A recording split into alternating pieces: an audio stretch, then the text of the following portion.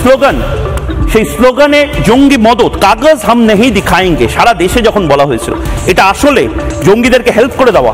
কারণ কাগজ তো দেখাতেই হবে, কাগজ না দেখালে আমরা বুঝবো কোথা থেকে কারা জঙ্গি আর কারা দেশের নাগরিক। ক্ষমা চাইবেন মুখ্যমন্ত্রী সেই দিন যে অপরাধটা করেছিলেন এবং বুদ্ধিজীবীদের উস্কেছিলেন এই একই কথা বলার জন্য, তার জন্য বুদ্ধিজীবী এবং মুখ্যমন্ত্রী ক্ষমা চাইবেন। কাগজ হাম নেহি দিখায়েঙ্গে বা কাগজ আমরা দেখাবো না, এই মারাত্মক ন্যারেটিভটা বা স্লোগানটা বা সেই মুহূর্তে ক্যাম্পেইনটা শুরু করে আসলে 2019 থেকে 2024 আজ এতগুলো বছর যতগুলো লস্করে তৈবার জঙ্গি কাগজ ছাড়া এখানে ঘাপটি মেরে বসে আছে, তাদের প্রত্যেককে সাহায্য করেছেন এই বুদ্ধিজীবীরা। এরা আজও চুপ, কাগজ হাম নেহি দিখায়েঙ্গে বলে গেছিলেন। অপর্ণা সেন, কৌশিক সেন, ব্রাত্য বসু সবাই চুপ। কেন চুপ?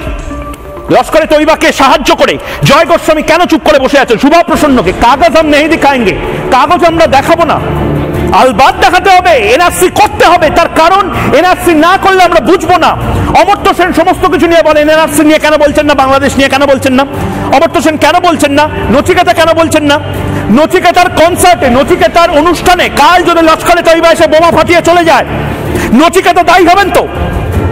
অপর্ণা সেনের নাটকে কাল যদি আইসিস জঙ্গি টেরর অ্যাটাক করে, অপর্ণা সেন সম্পূর্ণভাবে, অর্পিতা ঘোষ সম্পূর্ণভাবে দায়ী হবেন?